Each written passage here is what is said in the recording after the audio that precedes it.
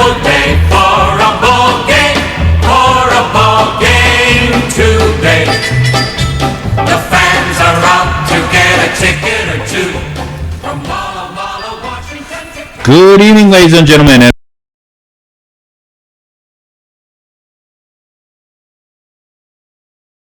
Slash producer Brian Lehman. Brian, how you doing today? Doing great. How are you doing, Joe? I'm hanging in there. Other than I can't see my face on the screen, all's good.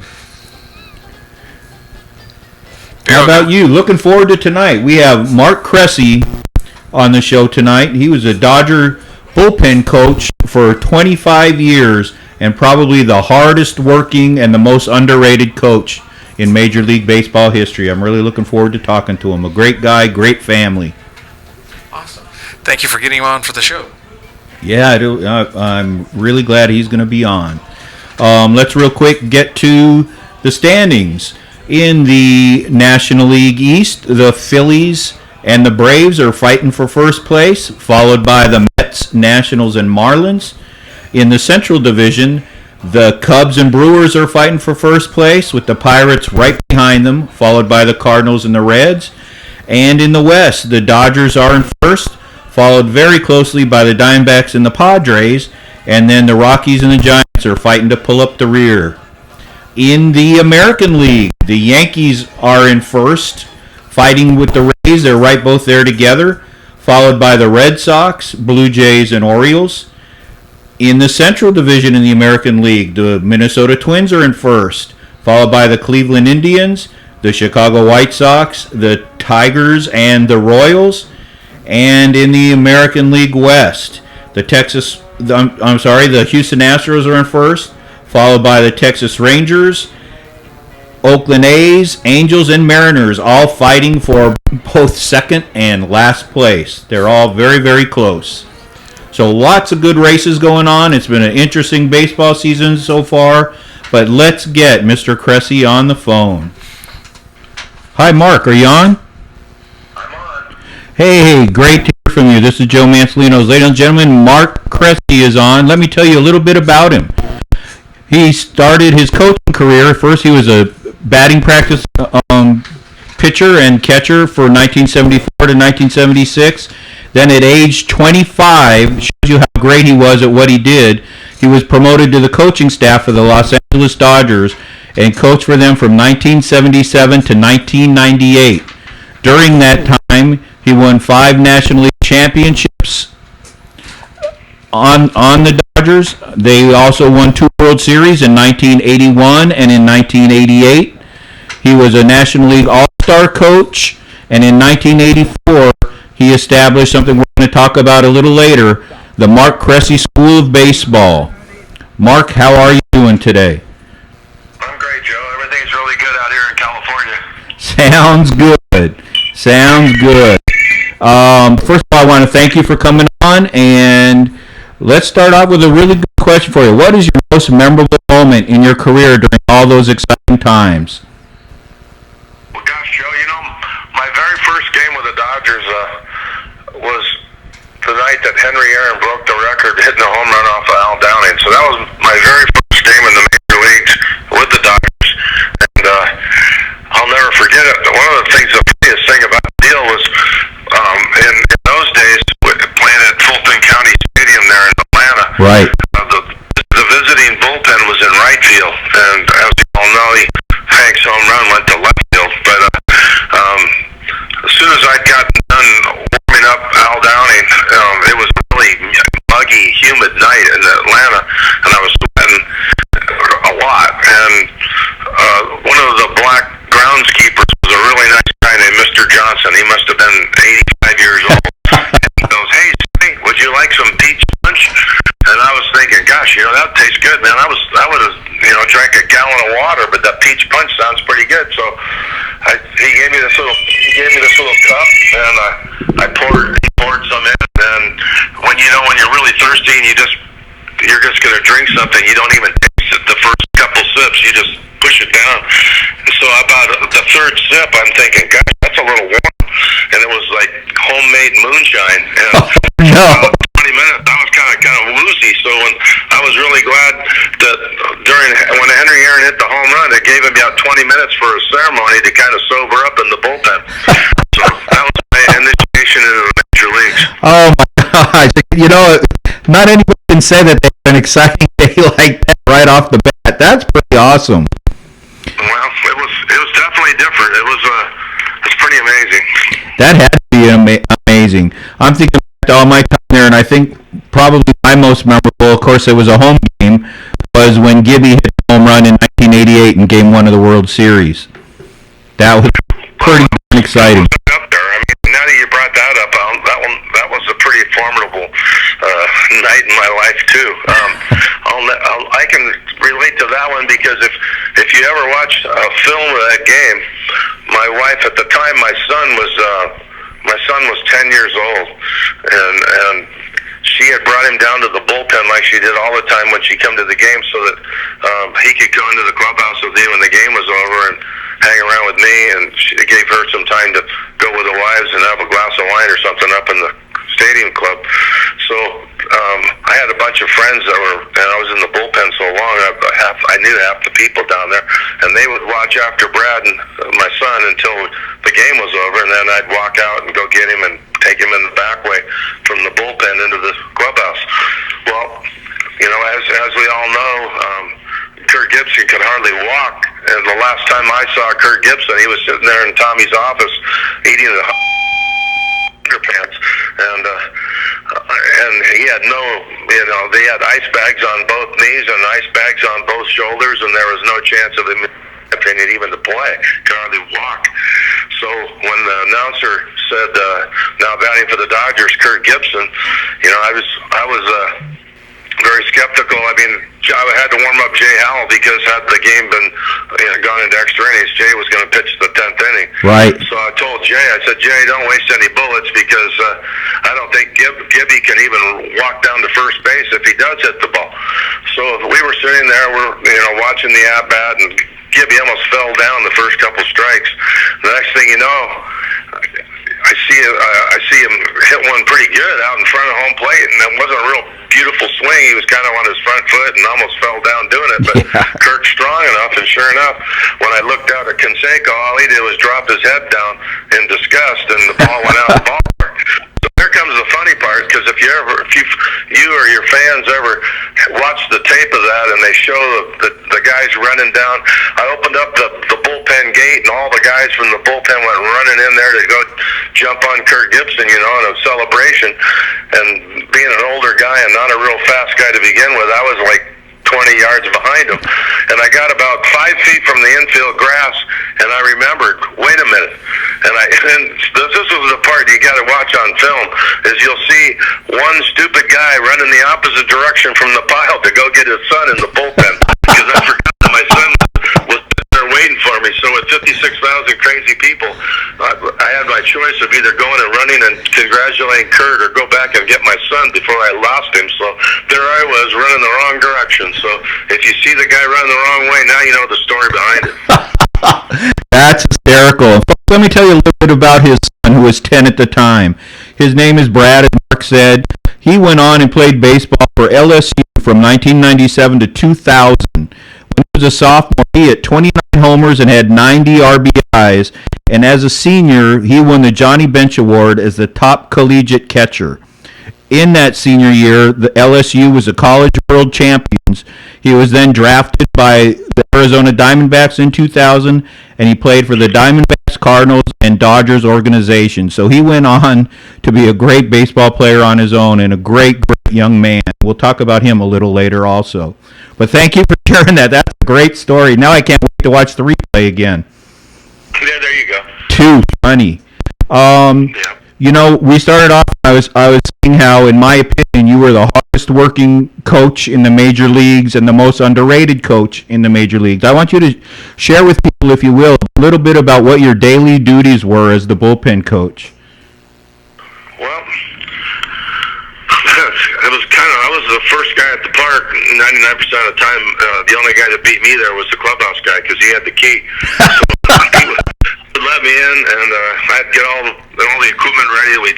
Anything that was for a 7 o'clock game at night, a night game, at home, I'd get there to the ballpark at 1 o'clock. So, if there was any extra work to be done, it was usually something that I came up with. It was either whether it's hitting some extra ground balls to Steve Sachs when he was having his throwing program problems, and or maybe throwing some extra batting practice to someone that was struggling, or whatever it took. A pitcher that needed some extra work on the side.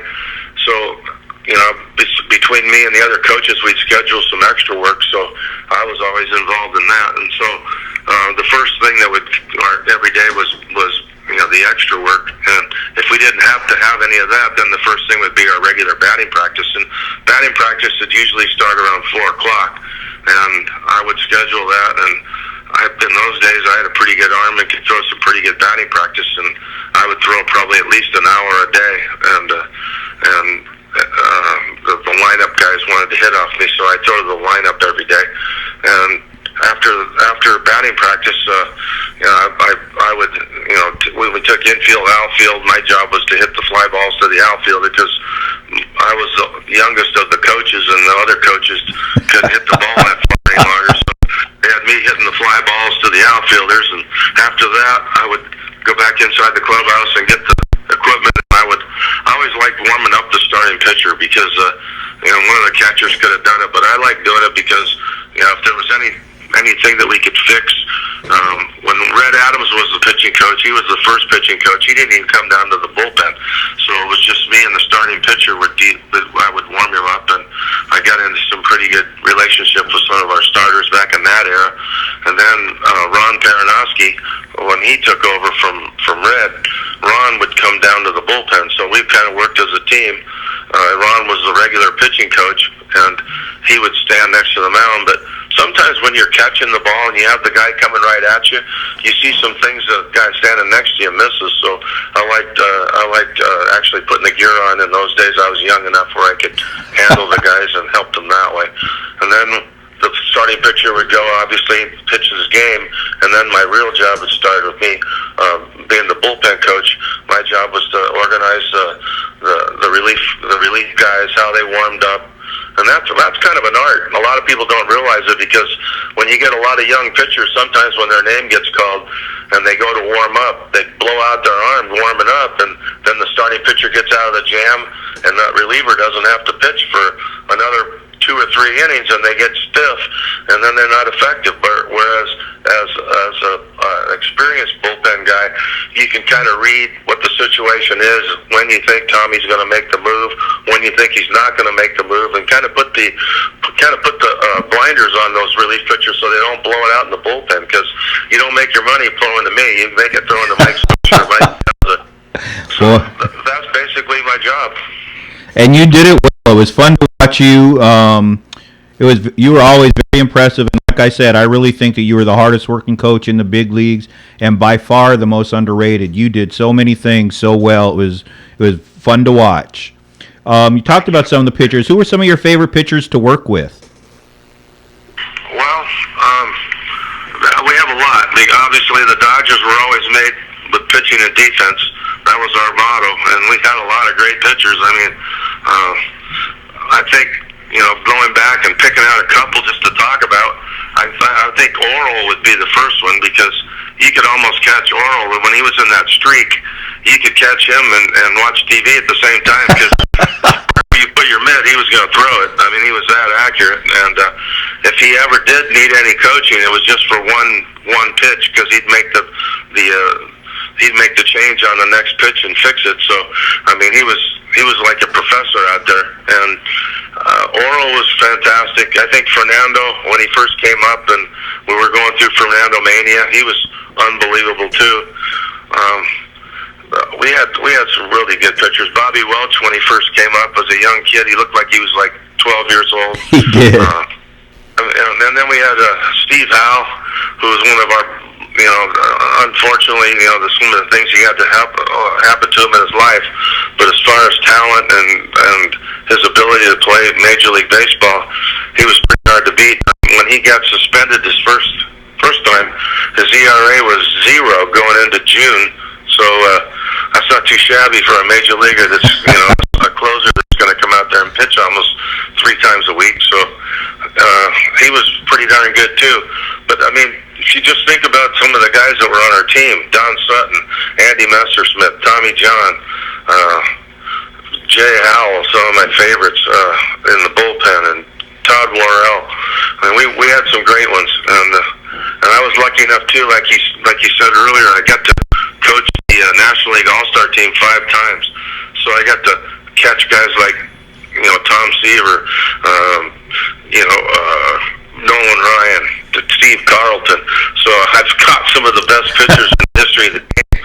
And when you ask me who my favorites are, it's really hard to answer that. I'm sure it is. I mean, that's everybody's dream come true, and I'm sure even when you're in the big leagues, I mean, that's just what a thing to be able to say that you caught those guys. That's awesome. One of the things that was kind of funny, because when I first started with the Dodgers, our closer was a knuckleballer named Charlie Huff. He was a great pitching coach, by the way. And Charlie would, being the closer in games that he wouldn't have to pitch in, he would always keep the feel of his knuckleball by warming up every night, regardless if he was going to get in the game or not. So if you've never caught Charlie Huff, it's a nightmare. I mean, his knuckleball would break 4 feet and never the same way twice. And I can't tell you how many times he hit me where I didn't even get a glove on it. I mean, he was, he did the same with a lot of major league catchers too. His knuckleball was so drastic. And then my first time catching in the going to coach the All-Star team, Phil Negro was on the team, made the team. And I'm thinking, oh my God, if Charlie Huff's killing me, what's Phil Negro going to do to me? I'm thinking, but Phil was completely different. I mean, his knuckleball was so much, more in the strike zone, where it was so non-drastic compared to Charlie that I could catch him much easier. So, but that was one of the things that scared the heck out of me, was having to warm up Phil Negro until I actually got to do it, and I found out it wasn't so bad. That's funny, and and you talk about Charlie and how great he was. He was also very underrated as a pitching coach, and the Dodgers are good for that. I think Reggie Smith was very underrated as a hitting coach. I mean, to me, yeah, if you want to learn how to hit, Reggie Smith would be a guy you'd want to hire. I learned more from Reggie Smith than just being around him, listening to him around the cage. I mean, he's just he was great. I mean, he was a great player too. I mean, there wasn't anything he couldn't do. No, he had a cannon. Right and left-handed. I mean, he could bat right and left-handed, but not many people know that he could throw left-handed better than most players, and I'm talking major league players. I mean, he was such a talented guy. He could run. He was smart. He had power from both sides. He was a great player. So Reggie Smith, when you're talking about underrated people, you're talking about Reggie as one of the best. I think so too. He was one of my favorites, but I didn't know he could throw left-handed too. That is awesome. Well, he could do just about anything, I'm telling you. I mean, he could play golf. I mean, whatever you wanted to do, he was a talented guy. I mean, he was smart. When he played cards, he outsmarted everybody playing cards. He was just, there wasn't anything Reggie Smith couldn't do. That's awesome. That's good to hear. Talk about some of your favorite players on the other teams. You did, you always had the visiting teams. You did coach the All-Star teams. Who were some of your favorite players on other teams? Well, let's see. That's a good question. Yeah, some of my favorite players were the catchers, because I thought that being an ex-catcher myself, one of my guys I admired ever since I was a kid was Johnny Bench, and then getting to meet him at the All-Star game and having him sit on the bench next to Walt Alston in Milwaukee in '75 and listen to him. He basically managed the game. He was telling Walt what to do. So I mean, Johnny Bench was great. I like Pete Rose.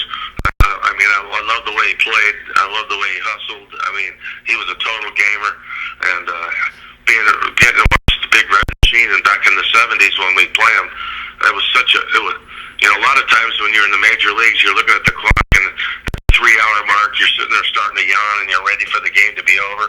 But in our games playing the Big Red Machine in those days, I didn't care if they went 30 innings, man. Those games were wars. And that whole team of Perez at first, Morgan at second, Concepcion at short, Rose in third, Foster in left, had Geronimo. Oh man, they were top to bottom. They were loaded, man. That was fun. And then we had our guys that set the record for our infield with Garvey, Say, Lopes, and Russell. They were pretty stacked too, and our pitching staff. So those wars were something. So those were fun times. But one thing that Lasorda always did was he always told us we couldn't. What was it called? Then when you talk to the other team, I forget what it starts with the C. I can't think of the name anymore. But we couldn't talk to the other team. Right, I remember that. Yeah, wanted us to make sure that that they knew that we weren't their buddies when we went and played them. So I didn't really talk to too many visiting teams when we played them because of Tommy was frowning on that, and we didn't do that. That's true. And those rivalries between you guys and the Big Red Machines were awesome to watch. It was always very exciting, no matter where you were in the ballpark. It was a lot of fun. It usually meant that between the two of us, one of us was going to win the division. We were in the same division in those days. They were in the West. Right. So I mean, whoever won the most confrontations between us, because both of us would wipe out the teams in San Diego. Atlanta was a bottom dweller in those days, in the 70s, and I remember in 1974 we beat San Diego. We played them 18 times, and we were 17-1. Oh my God! I think we were 18-0 against the Braves. So that's how we won the pennant in '74, was because we just killed the bottom teams, and then playing against the Reds, we split. It was real even, but where we won the pennant was when we just killed the bottom teams.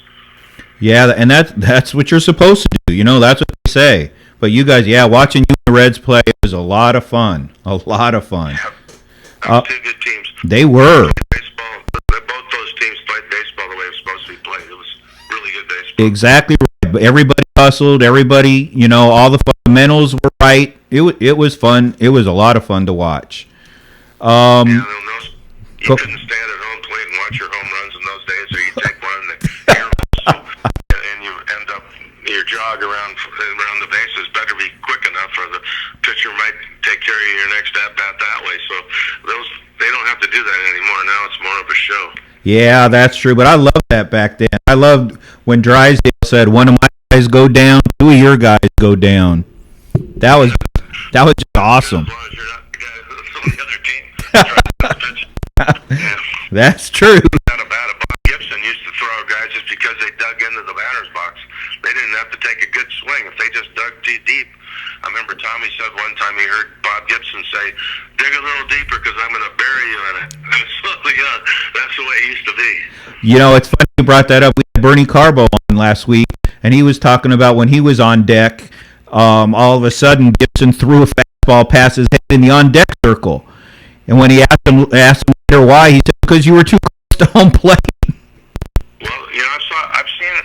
I was at a tournament 2 weeks ago down in Baton Rouge watching my grandson play, and one of the on-deck hitters, while the pitcher was warming up, was standing inside the dirt circle.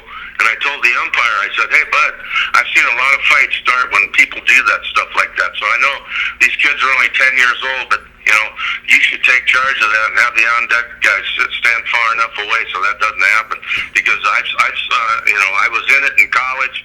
I was in one of the best brawls I ever was in college because of my pitcher didn't like to where the on-deck, the leadoff guy for the inning was standing about 5 feet from the dirt, where home plate was. So he buzzed. We weren't brawling, so it could happen. That's fun. Talking about some of those guys that you've mentioned, who do you think is the best players that you've ever seen? That's going to be a hard one for you. I've ever seen. Well, if that counts, watching during interleague play, it was I have to say Mike Trout.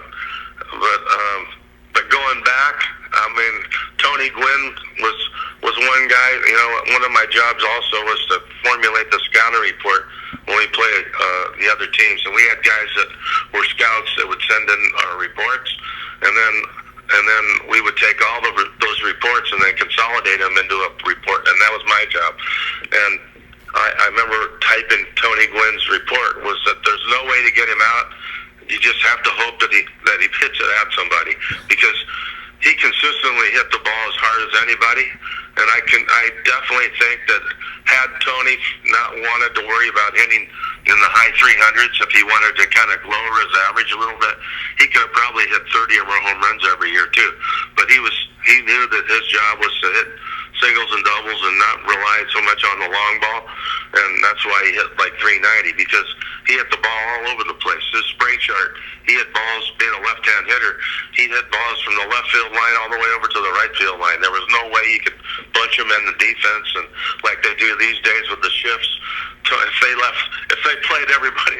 everybody played Tony Gwynn like they are, he would hit 1,000. I mean, he could hit a ball wherever he wanted to. So if you had your shortstop and everybody loaded up on the right side from the pull, he would kill you. I mean, he could hit that ball to left field as good as a right-hand pull hitter. So I have to say Tony Gwynn was outstanding. I didn't get to see Griffey too much because he was in the other league, and we didn't play him in interleague. My first time I was involved in interleague play. So, but watching him on TV, Griffey was about as good as you can get also. So, but as far as Dodgers were concerned, it was fun, the story behind him, and knowing him since he was a kid. Mike Piazza was unbelievable. And when he used to stay in my room, his father was a friend of Tommy Lasorda's, so he used to stay in my room when we played the Mets and Philadelphia Phillies. He'd come to the games, and I'd let him come and stay with me in my room, and he would be the bad boy during the game. And here comes this kid. Next thing you know, he signs with the Dodgers and then ends up coming up to the big leagues and has a Hall of Fame career. So, I mean, I love watching Mike Piazza hit because of the way that he could hit the ball the other way. There's really, when a guy can do that and a pitcher throws that ball in the outside corner and you hit a home run 40 rows up in right center field, that just, there's no way a pitcher can get you out. I mean, the next time up he tries to jam you and you hit the ball in the roof in left field. I mean, this guy was so strong and was such a good hitter that it was just fun to think back when you knew him as a little kid. And here's this guy now in the Hall of Fame. That had to be exciting. That really did have to be exciting. That's fun. It was exciting, and that was, he worked hard. His dad was a very successful guy. He has a bunch of car dealerships and had a lot of money and lives in Valley Forge, Pennsylvania. But he gave his son a lot of opportunities. He hired Ted Williams to come over and watch him swing and give him some lessons. He had a batting cage built in the basement of his house there in Valley Forge, and Mike worked really hard at his craft. He definitely loved to swing that bat. And when Tommy Lasorda came up with the idea to make him a catcher, that didn't hurt his chances of playing in the big leagues, and he had a great career. He did, and I tell people he's one of the guys who, in my opinion, was a really hard worker, before the game, after the game, and he was always trying to improve at hitting, even though he was great at it. He always worked at it. I was always very impressed with that. One of the first things he did was made himself Superman strength. I mean, he was about as strong as anybody you'd want to meet. I remember one night early in the spring training, I was on the Dodger Talk, and my time was like 9 o'clock in L.A., which was midnight back in Vero Beach. So I was in the clubhouse waiting to go on the radio show back to L.A. from Vero, and so I got there a little bit earlier than midnight so I could make sure I wasn't late. And I was walking around the clubhouse just killing time until it was time. And I looked in Mike's locker, and he had these hand squeezers. And I'm not a little guy either, and I kind of like going in the weight room. So I saw this hand squeezers, and I said, hey, why not give a couple squeezers to get a little workout in while I'm waiting? So I went over to his locker, and I got this squeezer. And, I'm 250 pounds. I'm no limp. And I went to grip this thing, and I was going to squeeze it a couple hundred times, I thought. And I went to squeeze it, and I could barely even move it. And then I put it between my legs and tried to push it with my legs. I couldn't do it. And I think there's got to be a button on here that's got a lock on it or something. So the next morning after I did the show and came for the next day of training, training, when Mike got there, that was my first question. I said, "Hey, Mike, where's the lock button on these squeezers?" And I told him the story. And he goes, "Mark," he says, "there's only like 4 guys in the world that can close that." And I go, "Let me see it." And he went and squeezed it. I mean, it wasn't like one of those things where you do it like 100 times. He just did it once, but he could squeeze it. He could close it. And I was like, as soon as I saw that, I was like, that's unbelievable. I mean, I couldn't even move it, and I'm the wimp, and this guy squeezed it all the way. So it was pretty amazing. His hand strength is phenomenal. I can remember, and I don't. That probably isn't the set that he used, but I could see him in the dugout, just having the squeezers and just sitting there doing them, like what you said, the 100 times, you know. And he was. I mean, he was always making himself better. It was very impressive. You know, he could have sat on his laurels, and he never did. You definitely can't be too strong. And in baseball, the strength has to come from your fingertips to your elbows. I mean, the big muscles of the chest and the biceps that you see in the muscle magazines, those are impressive, but they don't make good baseball players. Baseball players are made from their fingertips to their elbows. When we would play, a lot of times during the season, we go out on the road and go out and work out extra because you only get 40 minutes of batting practice as a visitor. So what we did was we'd come out at like 2 o'clock. We'd get the field from the visiting team and go out, and all the guys that weren't playing much would come out and take 50, 60 swings, taking early batting practice. Well, when you played in Philadelphia, not only did the Phillies play there at the time, but so did the Philadelphia Eagles. And when you play in Pittsburgh, the Steelers and the Pirates share the field. And you played in San Diego, it'd be the Padres and the Chargers. So anyway, the big thing was toward the end of the season, the football players would be working out earlier in the day, and then we'd get the field. So a lot of times the football players would watch us start taking batting practice, and here are these monster guys that make me look like a pygmy would come out there with their shirt off, and you could see muscles on top of muscles, Joe. And all of a sudden they'd say, "Hey, Lasorda, let me take a couple swings." And Tommy'd always let them, and they would swing, and their bat speed was 0. I mean, so they could kill you if they got their hands on you. But to swing a bat, they were so muscle bound that they none of them could hardly even reach the outfield grass, let alone hit one over a fence. So, baseball muscles and baseball players train a lot different than, football players. But, Mike was just behemoth strong. There's no doubt about it. No, that's true. And talking about the football players trying to hit, that brings me to, what's the funniest thing that you ever saw on the field? The funniest thing? Well, one of the funniest things I saw personally was because Tommy was like more like a dad to me than a manager, but I had a really strong relationship with Lasorda, and he's a character, and what I call a piece of work. He was a fun guy to be around. But we were in spring training, and we were playing the Minnesota Twins in Orlando, and we had traded Mickey Hatcher, who was one of the funniest guys and one of my I consider him a friend. I love Mickey Hatcher, but Mickey, we had traded him that off season, so he was with the Twins. So it was time for the national anthem. So we were standing on our dugout, and the Twins were standing on their dugout, and I was standing next to Lasorda.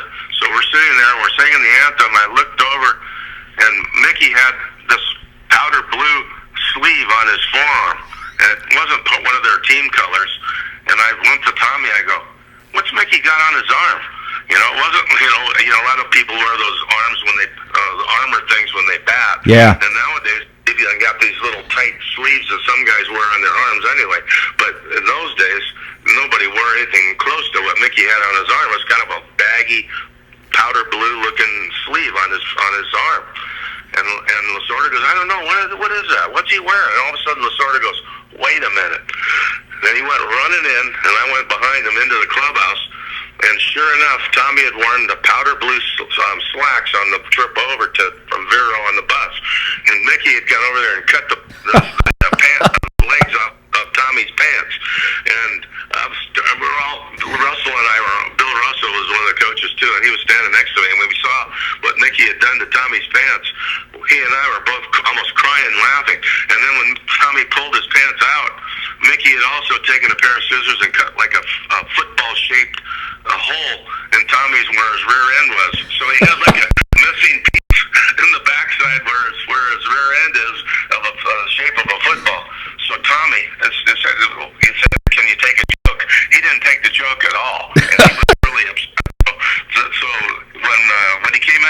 forgot, he was yelling at Mickey, and Mickey was laughing. And so when they came 2 days later, the Twins came to Vero Beach. Tommy goes, I want you to get a pair of his pants and shred them up with a pair of scissors, and we'll put them up the flagpole in center field. So sure enough, when the game started, I went into the visiting clubhouse and went into Mickey's locker, got his pants, and shredded them up. And then Tommy had the stadium announcer tell everybody, please pay attention to the flagpole in center field. And we raised the pants of the flagpole. Now they were blown in the wind during the game. And Mickey came over to me as he went out to the field. He says, I knew you were going to do that. That's my second pair of pants. Mickey anticipated the whole move. But it was funny watching Tommy that one time when he finally figured out what that blue sleeve was. And it was really funny with Tommy's reaction and everything. So, that is classic. That's hysterical. Great story.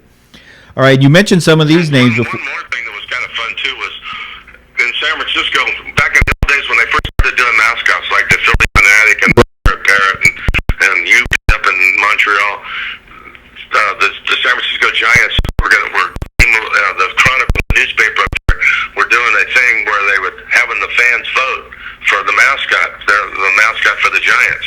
And the fans, typical San Francisco fans, they voted for no mascot. So the paper came up with this thing called Crazy Crab.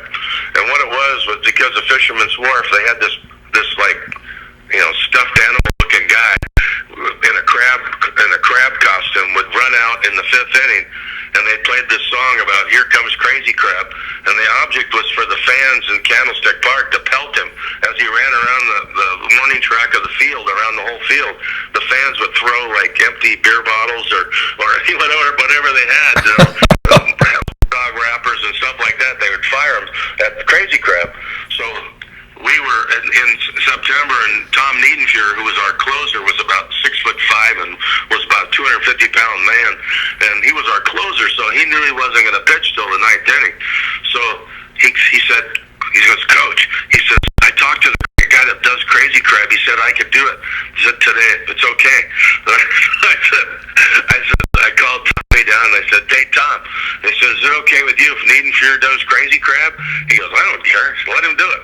So sure enough, it's the fifth inning, and here comes the real Crazy Crab guy that did the normally was about 5'10" or so. He was just a normal sized human being.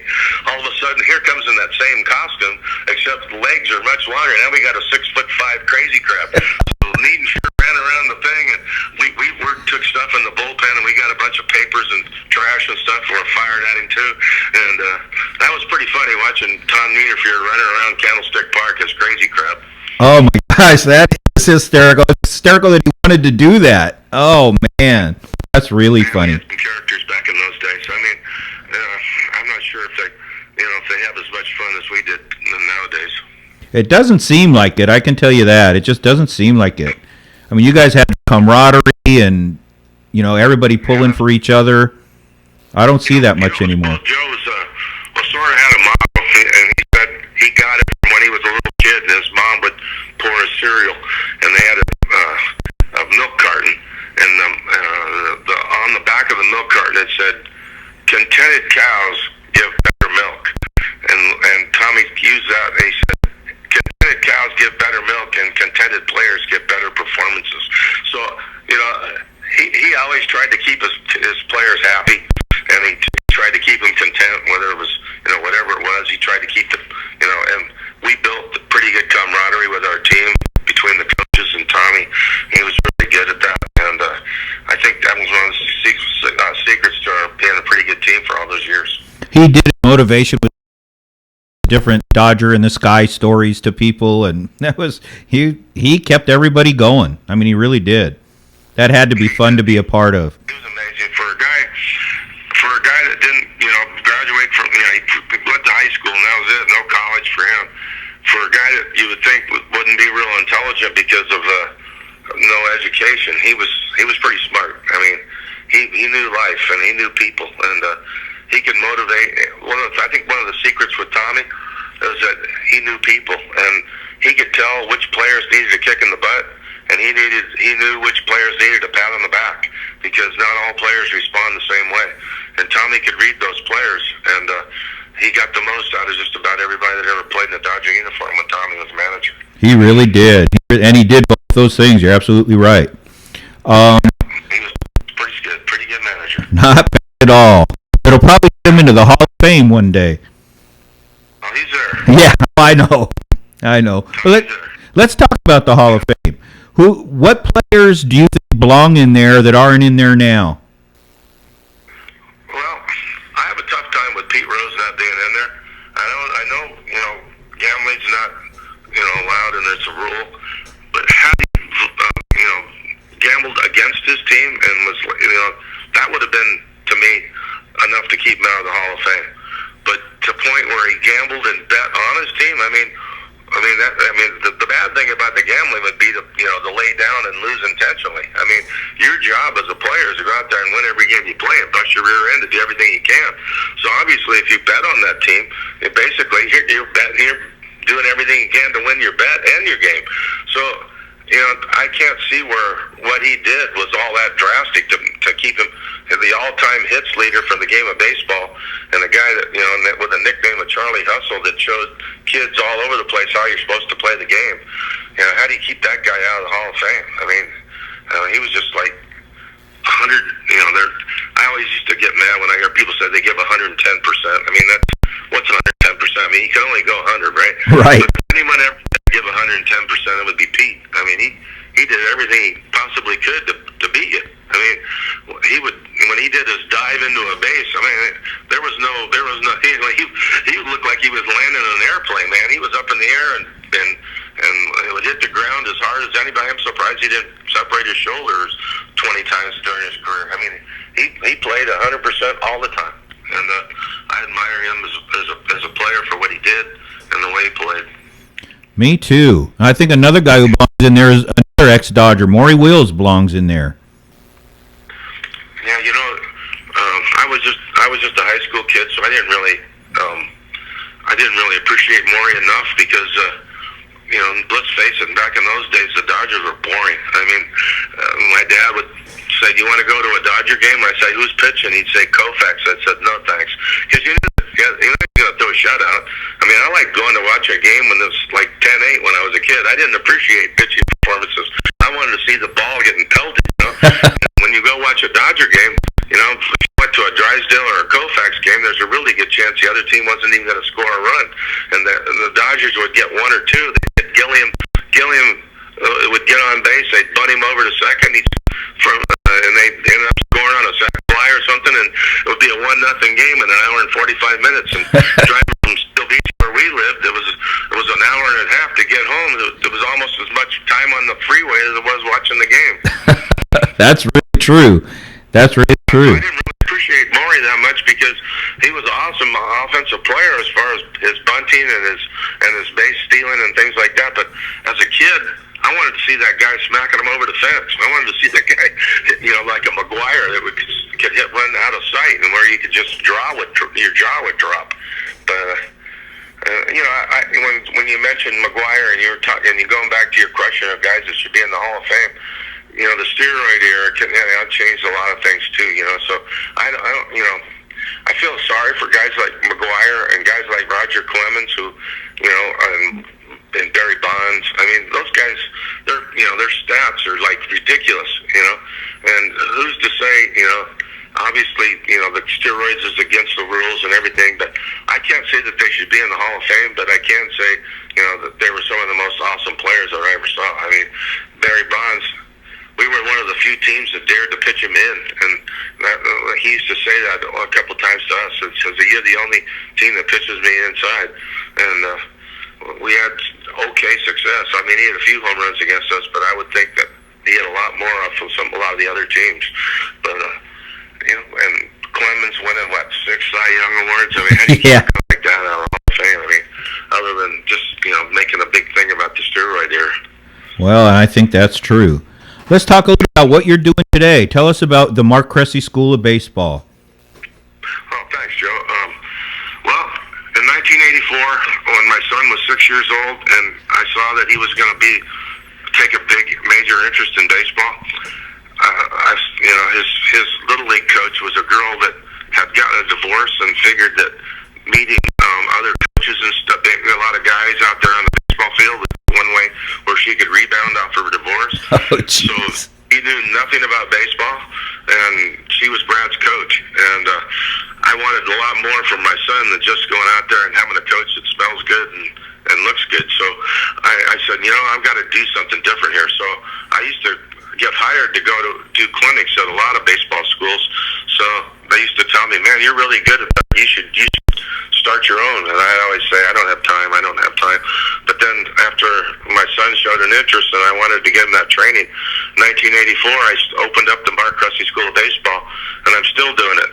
35 years later, 33 major leaguers later, and we have 33. We just got Matt Wallach, Tim Wallach's son, just got called up by the Marlins. He's our 35th major leaguer. We've got Darren Fletcher with the Angels. We've got Austin Herges with the Padres. We've had Freddie Freeman. Mike Claus he came to my camp. So we have a Hall of Famer. We have Michael Young. We have Jeff Kent was a camper. We've had some good ones. So we teach the kids now. We've lowered our age. I used to go up to age 17, but we're up to 13 now. We started 5, which was awesome because I always tell the moms and dads, I said, when you give me a kid that's 5 and he doesn't have bad habits to break before we create good habits, that's how you do it. Because you teach a kid how to throw after he's thrown 1,000 balls, it's hard to break that habit. But if you take a kid that's 5 and he hasn't even thrown a ball yet, and the next thing you know, you're teaching him the right way, then you don't have to break that habit. He picks it up right away. So coming to camp at a young age is really important because everything you're doing is going to be something you'll never have to change for the rest of your career. So we teach all the fundamentals of the game, and we work out. We have 3 camps now. I've got one in Chino Hills, California, one in Costa Mesa, California, and one in Laguna Niguel. At my heyday, we had 6 camps going on, and that's when, I don't have a lot of hair in my head anymore, and I'm thinking a lot of that was due to having 6 camps going on at the same time. That was a big responsibility. So it's tough enough with 3 nowadays at my age at 67, but I get it done. I go to 2 camps every day. So the one I miss, that's the first one I go to the following day. And we work out Monday through Friday, and it's a full day. We start at 9 o'clock in the morning and go to 3:30 in the afternoon. So it's a lot of baseball, but it works. The program works. They all get better. And they do. And ladies and gentlemen, Mark is great with the kids. His instructors are great. Those of you in the L.A. area and the Orange County areas, please go to markcresse.com. That's MarkCresse, no space, markcresse.com, and check out the School of Baseball, and you will be thoroughly glad that you did. Mark does a great job. More than just baseball, he's a good guy. He teaches the kids how to be better human beings as well as ball players. You'll be very happy making that decision. Hey, I appreciate that, Joe. And one thing, Joe, if they're in the South and going to California is a big, tough thing to do. My son's got an outstanding camp going now. He took our program and he's duplicated it down in Baton Rouge. He lives in Baton Rouge, Louisiana, and it's called Traction Sports. And Traction Sports is a fantastic program. So if you're in the South and you don't want to in California, try that one. Actually, that was next on my list. His son Brad that we were talking about has the same, not necessarily the same exact school, but the same concept with Mark. It is called Traction Sports. Go to tractionsports.com, or you could email Brad at bcresse, BCRESSE, at tractionsports.com. They are in the Baton Rouge area, and they teach hitting, pitching. They have lessons for hitting and pitching for both baseball and softball. They conduct camps, leagues, tournaments. They have academy teams and much more. So please go to tractionsports.com in the Baton Rouge, Denham Springs areas and send a message to B. Cresse at Traction Sports It's BCRESSE at Traction, TRACTIONSPORTS.com. And again, if you're in the Baton Rouge area, you will not be disappointed. If you're in Mississippi, Alabama, somewhere nearby, take the week, let them go. You'll be very, very glad you did. Brad is as great at what he does and as nice a person as his father. You guys will truly, truly enjoy the learning experience at either one, the California one or the Baton Rouge one, because Mark and Brad are tremendous people. Mark, on that... Joe, go ahead. Joe, when I was with the Dodgers for all those years, 26 years, I saw 4 guys hit the roof at Dodger Stadium. 2 of them were in batting practice and 2 of them were in the game. I didn't see Willie Stargell. Willie Stargell did it before I was on the club, so he did it. But Piazza hit it in the game. Mondesi hit it in the game. Bill Ashley and my son, when he was 17, of course, he was using an aluminum bat. He was still in high school.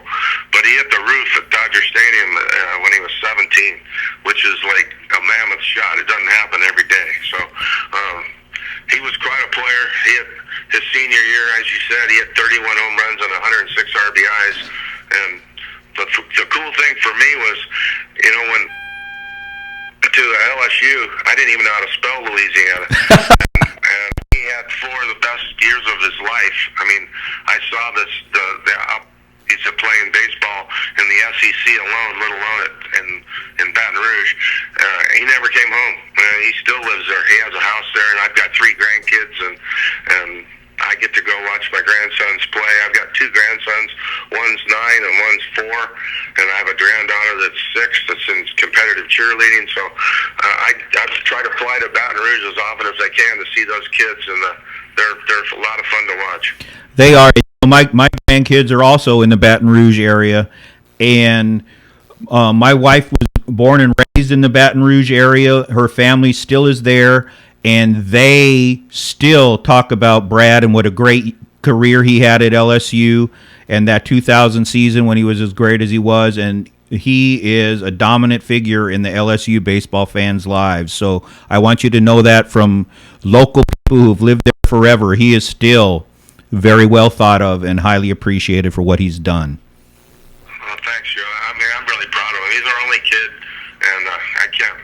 When I would go back to Baton Rouge to watch the Tigers play, I got more of a thrill when the fans would come up and say, rather than just, your kid's a great player. Okay, well, he was first team All-American twice there, so I mean, yeah, he was a good player, but I got more of a thrill when the parents would come over and say, he is the nicest young man I've ever met. That meant more to me than what a great player your kid is. I mean, he really is a good kid. And what he's doing with those kids in Baton Rouge, the elite program that he's come up with for those kids, they're just unbelievable. I mean, I go watch his 9-year-old team, and they're doing double cuts and double relays and pickoff plays, and they're doing stuff that most kids don't even do, and even in high school. And there's this 9-year-old team. Last year they were 71-2. Oh my gosh! Yeah, that's pretty amazing. That is amazing. And like I said, folks, both Mark and Brad are really, really great people. I was lucky back in the day. I was coaching the Scout League team for the Atlanta Braves for a while, and had Brad on the team for a few years. And just like what Mark said, I mean, he didn't come into it going, "Hey, my dad's a Dodger coach," or any of that. He was, like we were talking about with Mike Piazza, he was a hard worker. He wanted to improve himself every day, every minute, and just a gentleman, a hard worker, a great baseball player. I was very proud to be able to work with him during that time. He's just a great young man. You need to, and I know you know that, but you need to hear it from others. He's just great. You guys, you and Jean Ann have done a great job. He's a good dad too. He's got those 3 kids. I mean, the manners of a Southern kid. Everybody should have manners like that. I mean, the kids in California, ask them a question, they say, yeah. That doesn't happen in Baton Rouge. You ask a young man, and there's, yes, sir, no, sir, and then, yes, please. I mean, the manners are impeccable, and everybody should take note of that. Boy, I agree. My granddaughters are like that, too. Their parents are doing a great job. My wife, Crystal, was like that. and still is like that. It's just a great place to be from, great place to work, a great place to go see your grandkids. We both have that in common. I agree with you. I agree with you wholeheartedly. We're flying to Houston on Friday because the Canes 9U Black is in a big tournament down in Houston. So my wife and I are flying down to watch them play. How exciting. Well, congratulations with that. And I want to thank you very, very much for the time that you gave us to be on the show, the time that you gave us before the show started. And I appreciate all that you did in the years that I've gotten to know you. You are a great person. I appreciate you, and thank you for everything. Well, thank you, Joe. You do a great job on your show, and keep up the good work. Thank you. And you take care, Mark. Have a great evening. Tell Gina Ann hi. Okay. Ladies and gentlemen, the great guy, Mark Cresse. Thank you very much. Well, ladies and gentlemen, that is it for tonight. I want to thank Mark. Please remember to go to the Mark Cresse School of Baseball at markcresse.com. Again, that's markcresse.com. And check out his baseball schools if you're in the Southern California areas. And if you're in the Baton Rouge areas, go to tractionsports.com and send a message to Brad at bcresse@tractionsports.com. And baseball or softball, they have lessons in hitting and pitching. They do camps, leagues, tournaments, academy teams, and much more. So do your little players a favor and let them get trained by some of the best coaches out there and some of the nicest people out there. On that note, I again want to thank my guest, Mr. Mark Cresse, and I wish you all a very safe evening. Have a great day.